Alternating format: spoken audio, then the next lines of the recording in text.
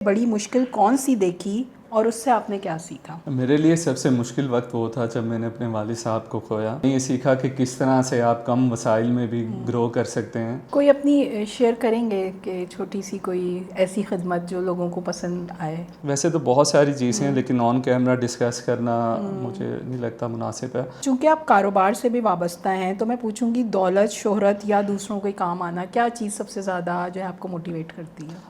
मुझे लगता है वो दौलत या वो शोहरत किसी काम की नहीं है अगर आप किसी के काम ना आ सकें। पाकिस्तान में जो हमारा आउटडोर एडवर्टाइजमेंट है, आप उसे कैसे देखते हैं? बाहर के साथ कंपैरिजन में जाते हैं तो ऑब्वियसली बाहर जो टेक्नोलॉजीज़ और जो चीज़ें मैसर हैं वो पाकिस्तान में भी नहीं हैं।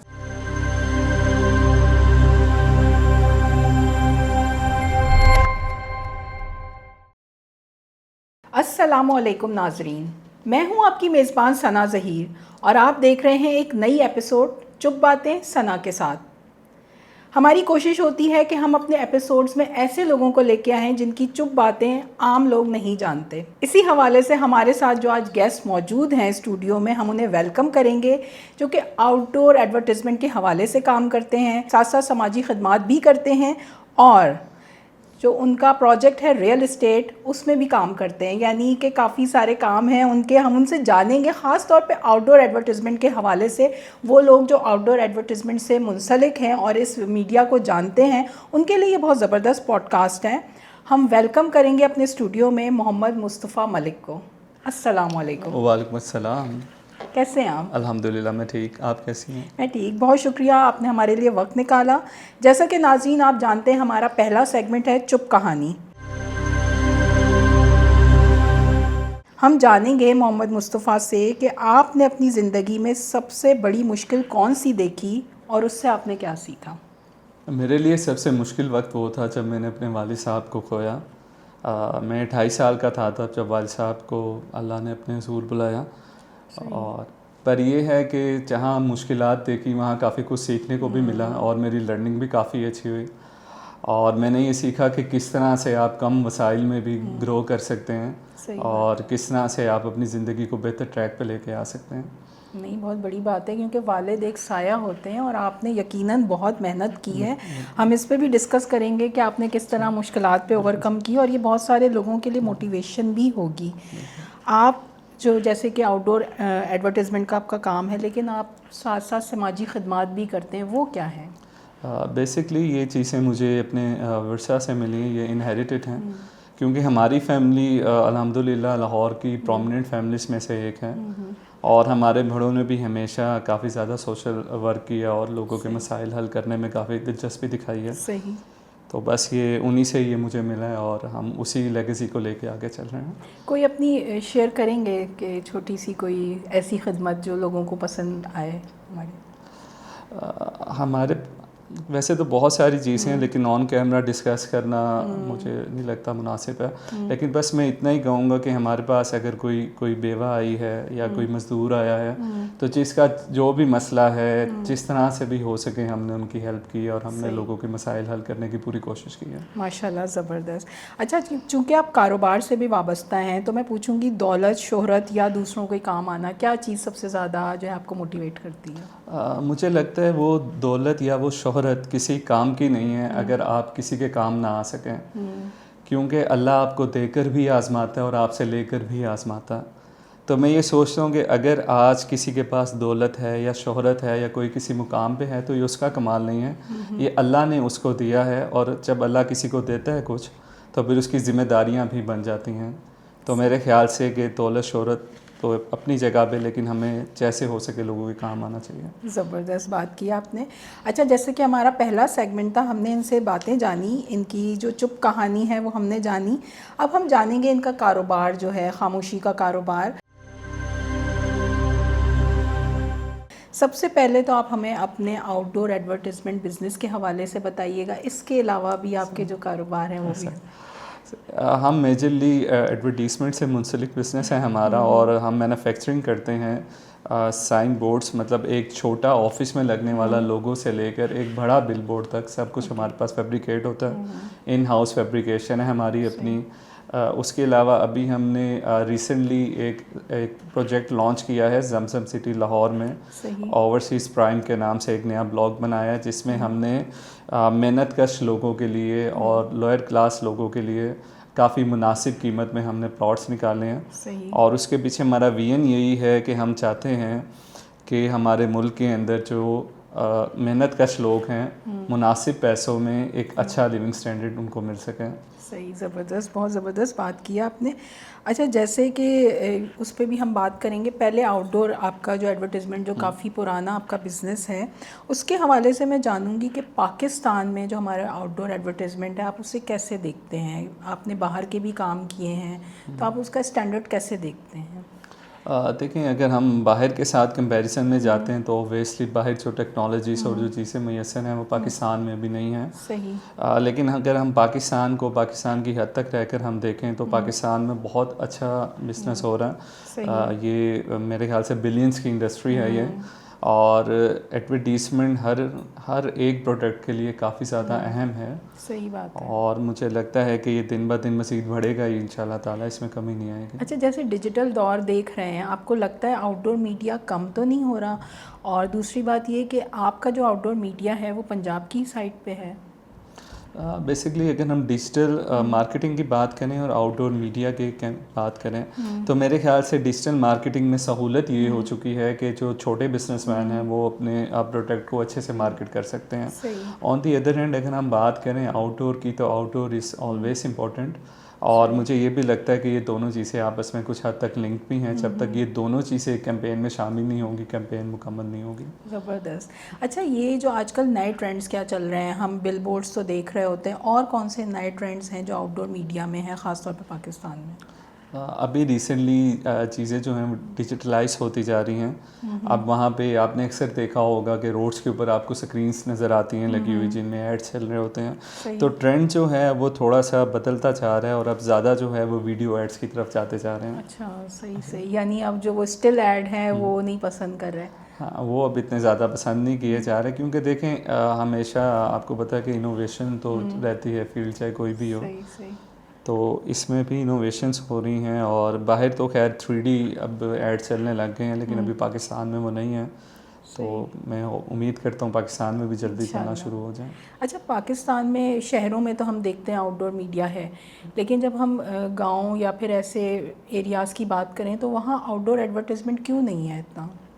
जी, बेसिकली छोटे शहरों की अगर हम बात करें तो छोटे शहरों में शायद उस तरह के कस्टमर्स या उस तरह का रिस्पांस कंपनीज को नहीं मिलता, जिसकी वजह से कंपनीज जो मेनली टारगेट करती हैं बड़े शहरों में करती हैं। और छोटे शहरों में थोड़े से ट्रेंड्स डिफरेंट हैं। वहाँ पे आउटडोर तो वहाँ पर नहीं है लेकिन उन एरियाज़ को डिजिटल मार्केटिंग के थ्रू टारगेट किया जाता है। उसके अलावा शॉप्स में ब्रांडिंग्स की जाती हैं।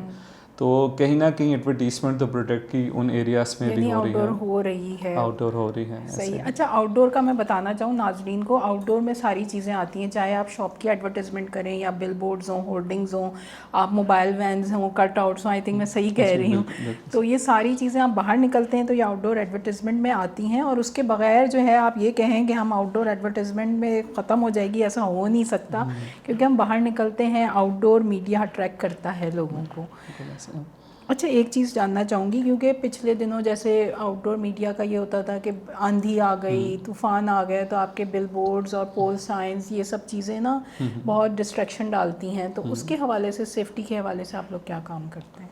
देखिए, हमारे पास जितनी साइड बोर्ड्स कस्टमाइज होते हैं वो हम इंटरनेशनल सेफ्टी स्टैंडर्ड्स और यूएल स्टैंडर्ड्स को मद्देनज़र रखते हुए बनाते हैं। सही।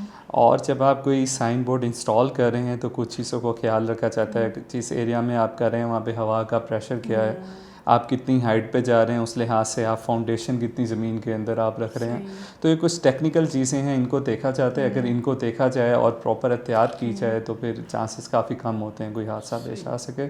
और ऑन दी अदर हैंड मैं ये भी गवर्नमेंट से अपील करूँगा कि यहाँ पे कोई प्रॉपर ऐसी रेगुलेटरी बनाई जाए जो साइन बोर्ड जो मैन्युफैक्चर हो रहे हैं उनको लुक आफ्टर करे कि वो अकॉर्डिंग टू स्टैंडर्ड्स हैं भी या नहीं। तो इंशाल्लाह ताला चीज़ें फिर बेहतर होने लग जाएंगी। सही सही सही। अच्छा, ये बड़ी ज़बरदस्त बात की है। हमारी यकीनन आउटडोर इंडस्ट्री को ज़रूरत है कि प्रॉपर रेगुलेशन की।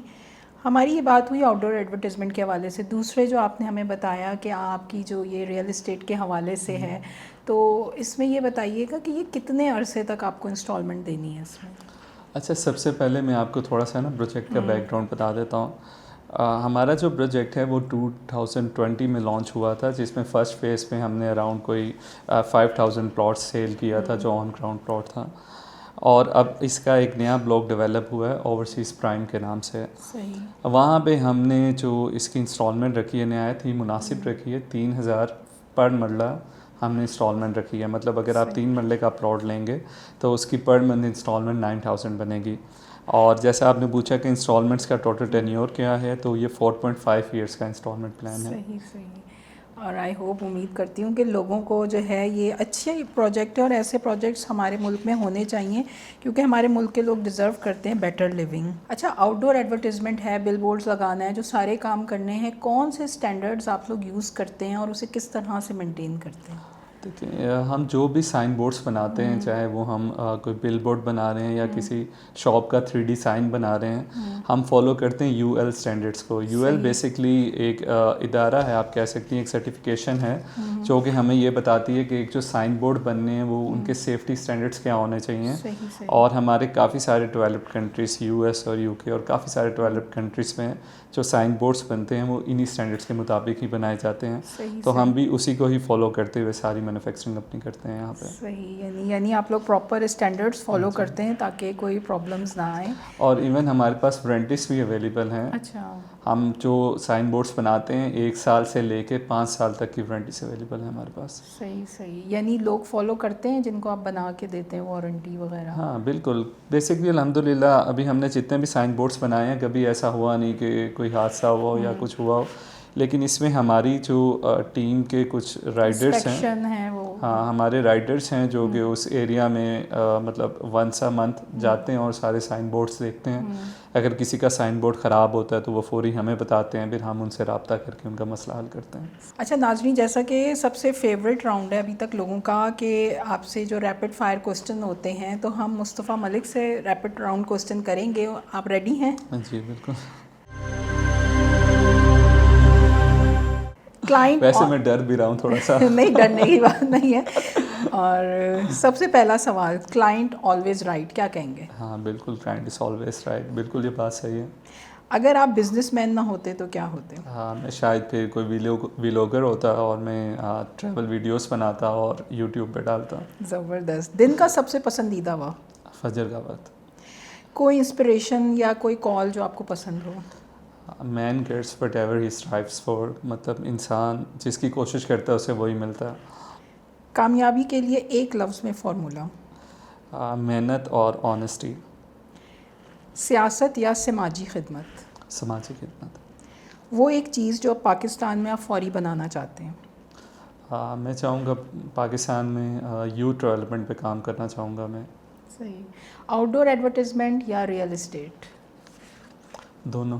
जैसे कि हमारा ये लास्ट राउंड है, लास्ट सेगमेंट है हमारा, खामोशी का अंजाम, हम अपने प्रोग्राम के अख्ताम की तरफ हैं और हमारी बड़ी अच्छी गुफ्तगू रही। अगर ज़िंदगी के सफ़र को एक बोर्ड पर लिखना हो तो आप क्या पैगाम देंगे? मैं यही कहूँगा कि जो गुज़र गया उसका बोझ मत उठाएं और आगे का देखें। सही। अच्छा, आपके ख़्याल में एक शख्स की खामोश मेहनत और उसका अंजाम किस चीज़ पर मुनहसर है, किस्मत या मेहनत? किस्मत ज़रूरी है, क्योंकि मैंने काफ़ी मेहनत कशों को किस्मत वालों के अंडर भी काम करते हुए देखा। तो मेहनत तो बिल्कुल ज़रूरी है, लेकिन किस्मत ज़्यादा ज़रूरी है। अच्छा, एक चीज़ पूछना चाहूँगी, आप बिज़नेस करते हैं तो जो ईमानदार वर्कर्स होते हैं उनको कैसे सॉर्ट आउट करते हैं? हम डिफरेंट टास्क देकर उनको देखते हैं और जो टास्क में पास हो जाते हैं तो हमें पता लग जाता है कि ये ईमानदार हैं। सही। अच्छा, हमारे जो नौजवान बिजनेसमैन हैं, जो ख़ास तौर पे ये जो जेनजी जनरेशन है, ये जो बिज़नेस में आना चाहें और सोशल एक्टिविटीज़ में होना चाहें, आप उनको क्या मशवरा देंगे?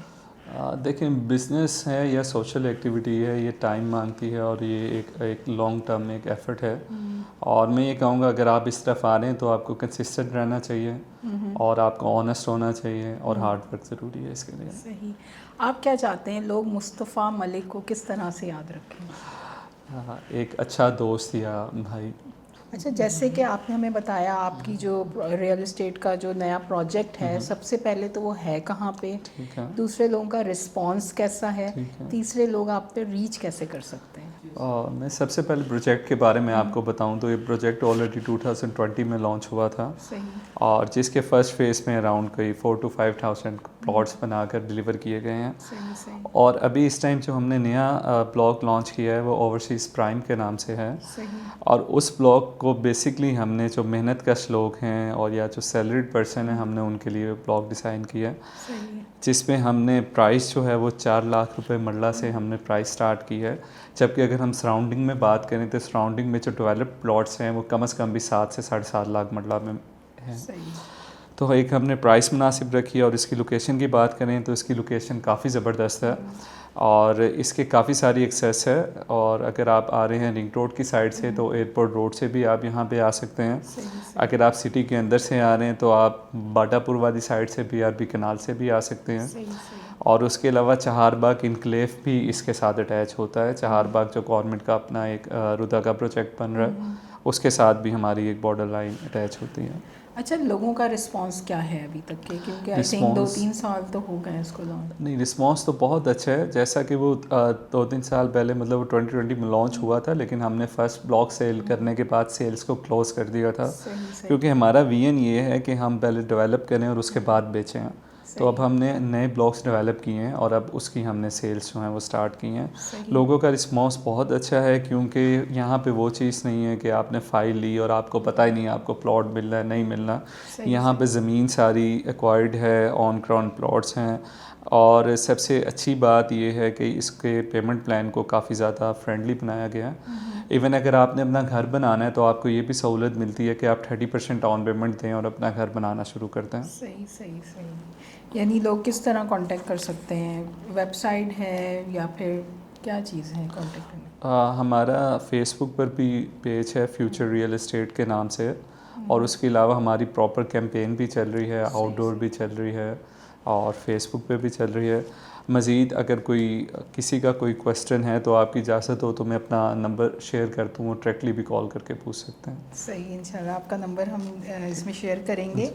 जैसे कि हमारी बातचीत हुई मुस्तफ़ा मलिक से, हमने जाना कि उन्होंने मुश्किलात को लेके अपनी ज़िंदगी जो है वो हर्डल में नहीं डाली। उन्होंने कहा नहीं, मैंने आगे बढ़ना है, काम करना है और डिफरेंट चीज़ों में उन्होंने अपनी लाइफ में, अपनी कारोबार में, समाजी चीज़ों में इन्वॉल्व रहे।